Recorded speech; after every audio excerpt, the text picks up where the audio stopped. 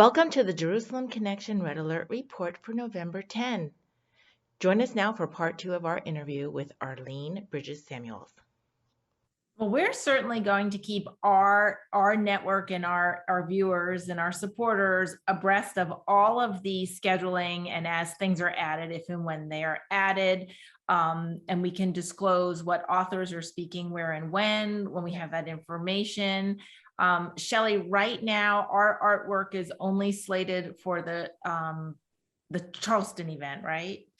Right, which will be the first time that the originals have traveled. We'll bring the giclées to the other events, and those are what usually have traveled, and they've gone everywhere. They've gone to Ukraine, they've gone to the actual Auschwitz Museum. And so usually these giclées, for insurance reasons, are what are able to travel. But Liberty has just been really generous and excited to also join up with this event. And so they'll be traveling with the originals in Charleston. It also is just a venue that they can be the safest and most secure, but we're happy to exhibit the giclées, and we'll have the booklets there. We'll have our volunteers there. I mean, we want to be as much a part of this as we possibly can. This is just right in our wheelhouse for our vision and mission as an organization. And also I feel like just carrying on Jim and Patty's work and efforts. I mean, when Patty started this, I mean, she just was compelled. She was just absolutely compelled through chemotherapy and everything else to keep painting and keep painting. So what was supposed to be 12 original paintings turned out to be almost 40. Mm-hmm. So yeah, part of my I guess I don't want to say burden, because burden sounds heavy, but just my inclination to be part of this is also just to extend what they started and to keep it going. And also, I really do love South Carolina. One fun fact about South Carolina is that they've always been on the right side of history when it comes to Jews. And so also the oldest synagogue in America is in Charleston. Oh, wow. And as a port city, they were ahead of their times in inviting in the Jewish community to be part of their community and to be able to worship freely. And so it's also a city with really cool Jewish roots, and just being on the right side of history with that. So I'm glad to see that South Carolina is continuing that legacy. So it's really no surprise to me that they're hosting this as well. And it's so exciting for me to see, like what you mentioned before, the kinetic experience, and as far as education as a whole, that reach into patrons of the art. You got community members that are going to see this advertisement or see flyers or word of mouth that these musicians are playing, violins from Europe that, maybe they're not even sure what exactly is going on, but they just love music and they love violin music. Mm-hmm.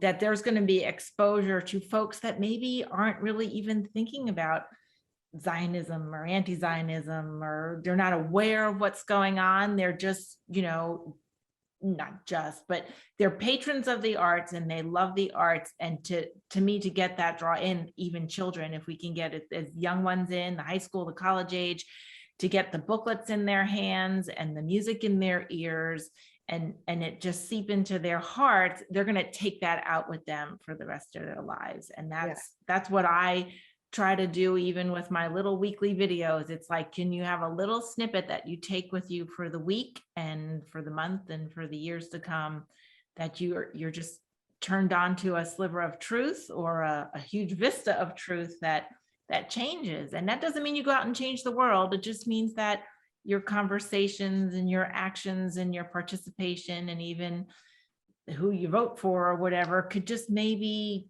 consider that fact. As Christians or any other person who comes in from the community, whether they're Jewish, Christian, nothing Hindu, but that they can see that humanity and that legacy. And that's what I'm so excited about, because we have to reach into the community with, God created the arts, he created the music, and we can use all that to glorify him and make sure his history and his people aren't,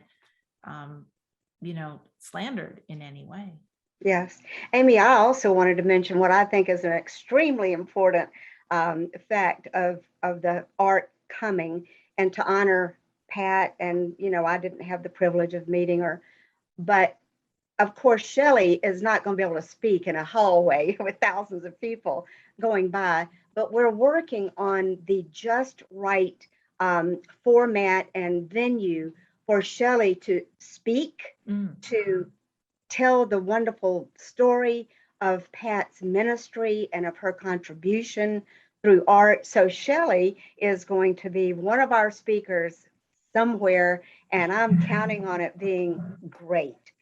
Some places are sort of easier to work with than others, but Shelley is going to be one of our speakers, and I'm looking forward to the possibility of Shelley actually going into some of the schools, because there's an entire school district who is televising some of the violins and some of the speakers into the school classrooms. Right. And so this is just amazing. Oh, that's so refreshing to hear. I'm in Yes. Loudoun County. So. Oh, yeah. Oh, yes. Need Right. I say more? Right. Yeah. Well, Charleston, remember, 5 years ago was when AME Church in downtown Charleston was the victims of one That's of right. the darkest, ugliest crimes, in our sort of like modern times in history. And the response was such a source of inspiration. It was just the gospel on legs in terms of how the victims responded with just love and forgiveness. So I also think that this is a community just so ripe for, talking about the hatred and darkness of the Holocaust, because it's not all just, remembering and honoring the victims of the Holocaust, but also exposing the hatred and the darkness and the evilness that humans the are never capable again, of. and that's very fresh in Charleston's memory as well. That's right. And they gave us, I'm so glad you mentioned them, Shelley, because they were role models. The members of the AME Church were role models that they should have won the Nobel Peace Prize. I'm serious, as a church or as a group, because their composure and the way they carried themselves and the way the city officials carried themselves, they told people who wanted to create problems, don't come here. Just don't even come here. This is not how we do things in Charleston. This is the holy city. So the Black congregation of AME Church it just was stunning. Their level of forgiveness was just wonderful. So all of this will just be enveloped together. So can you tell us, so what do y'all need? What does Violins of Hope need as a board? What's the main message that you want to get out for April 2 in terms of practical logistics? Look, practically, I'm going to say what all of us who are doing things that are important and significant, we certainly need sponsorships. We need those who are able to give small and large gifts. And some of those are coming in, and folks can donate on our website, which y'all are very kindly posting. But certainly we need the financial, and we know that this is the Lord's initiative, and we are counting on him to make it happen. And so when we've run into a few roadblocks here and there, as we all do, when we're pioneering, we just have to ramp up our prayers again and say, Lord, you're in charge. We'll do whatever we can, but we count on you. And of course, that's financially. And we need volunteers, as the time gets closer, to host people and to be at various venues and pick up people at the airports and this sort of thing. All of those very practical things that go along with big events. And so you will need it. So are all ticket sales available now? All three that are absolutely definite in Columbia, Myrtle Beach, and North Charleston. And we're working on the upstate. Okay. Yes. Okay, so those are all three available for purchase already now. Available. There is a ticket link. I think I sent it to I'm going to share the ticket link. So Yes. Right. Folks It's can April start- 29th though, for the Charleston one. That one Is is the that- 28th because as I recall, I believe it is Holocaust Remembrance Day. Hmm. And I'm trying to bring up the other dates in my head, but it'll be on the website. Yeah. And it'll Flash be it. within that time frame. Yes. Yes. And that's Israel's Holocaust Remembrance Day, right? Like, That- actually, I think I think it is. I think it's Yes. Yom HaShoah, like Israel's Holocaust Remembrance Day, Yes. Yes. which also always has a special message too, because it's not just remembering the Holocaust, but also has a happy ending in that, Yes. you know, that it'll lead into Israel's Independence Day in May as Yes. well. Well, we will activate and educate. Once we educate through the concerts, the speakers, and like you, Shelley, then we are providing ways that people can decide to be activated in a lot of different ways.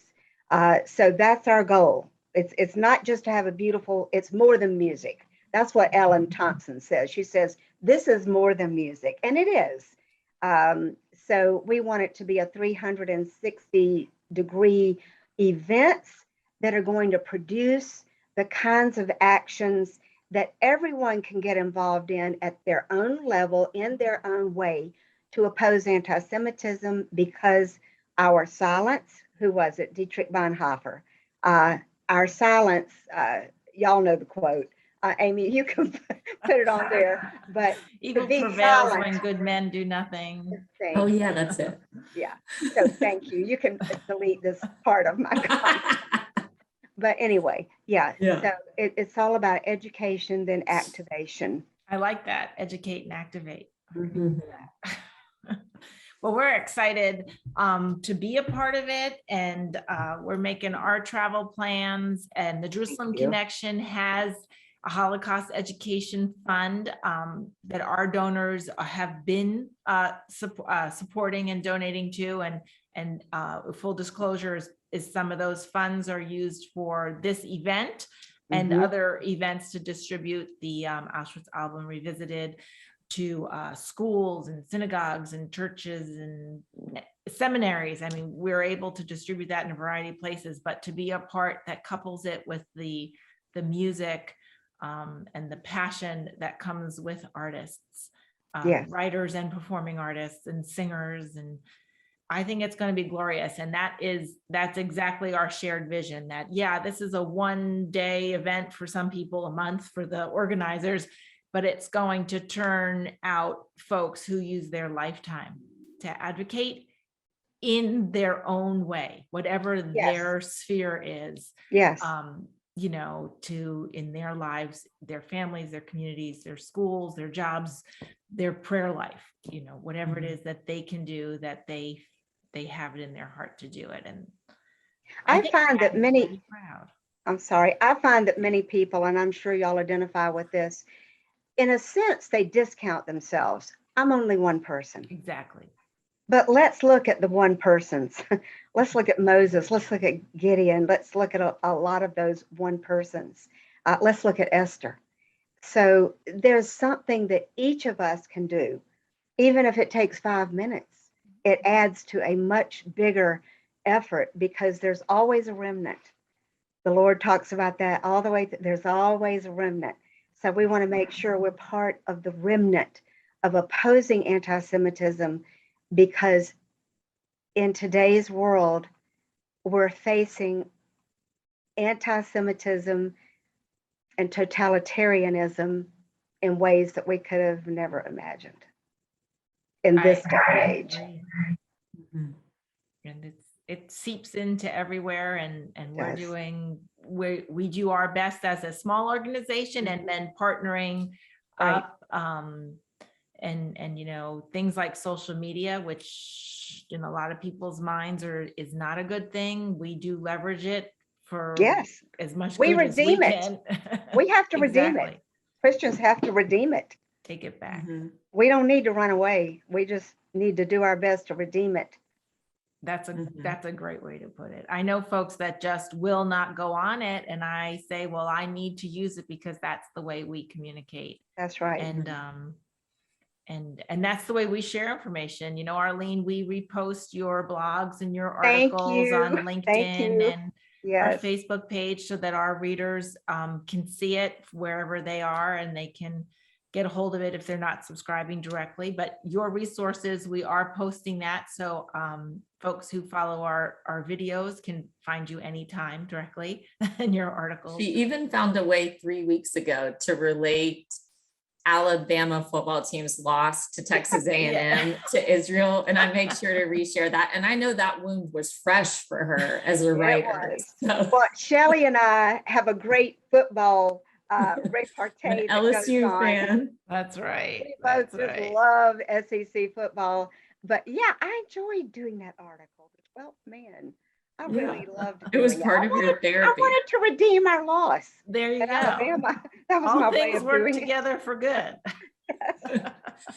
You know, I've been reading Amos this morning, and you know, you always think about Amos as the prophet who championed the oppressed and the poor and fought against bad socioeconomic situations. That's how he's remembered. But at the end, it is just a litany of the Phoenicians, actually more towards the beginning in chapter 2. He just names every people group who was bad to Israel. And after the Babylonians took over Jerusalem, you know, the Assyrians attacked Israel, like these were the people who took advantage of it, that the Phoenicians and the Philistines sold the Jews remaining into slavery, you know, that God was coming for them all, and he was treating them all according to how they had treated Israel. Even, and when Israel was at its weakest, when Judah was at its weakest after the Assyrian attack, or leading up to the Assyrian attack. And so I just found it really interesting that from Genesis and God's promise to Abraham, you know, that he would bless those who blessed him, that you see it played out for these hundreds of years, including to today, that God is taking notice, and he's detailed in his, you know, in his protection of his people. And so right, when we hold a light up to what the Nazis did and what they were capable of, we are acting within the lineage of our faith, that this is the kind of things that God constantly brought recognition to. So I was just thinking about that reading Amos this morning. Yes. And preparing to talk to you, Arlene, that we are continuing something that started, you know, in Genesis, and as New Testament believers that we're continuing today. Well, going back to what, you know, the arts, that's what my column is about today. It's about the heist of Jewish art, because a brand new Van Gogh piece of art is being auctioned at Christie's November 11th, and it has not been seen by the public since 1905. The Nazis stole it, along with hundreds of thousands of other pieces of art. That's what it's really interesting to do the research on it. That's fantastic. So when is the auction for it? Not that I'm a candidate. Oh, what? Shelley, you don't have $30 million? I mean, not a candidate. It's November 11th, Veterans Day for us. But anyway, yeah. But that's what the column is about today. I like to find something a little bit off the track a little bit. Yeah, for sure. Follow that thread. Yeah. Well, Arlene, thank you so much for the time today to tell our viewers personally what's going on. We will keep everybody abreast of the progress and the details as April gets closer. We are also excited for in-person events, which, you know, hasn't been a thing. Yes. And pray that it stays that way. We've got a disclaimer on the website. Of course. So, yeah. And we're just thankful to be partnering with you in a personal way, that we have our relationship and that we have our shared goals and missions, and just so excited for it, and so excited for your talents that you lend to, you know, the different websites and blogs, and then this board for the violins. Thank you. I'm a 75-year-old woman who is thanking Jesus that I can still do something. So, That's and more I don't, than something. I don't tell them my age, do I, Cher? We'll bleep it out. Share away. Share away. Anyway, so I'm just glad I can do something. Well, thank you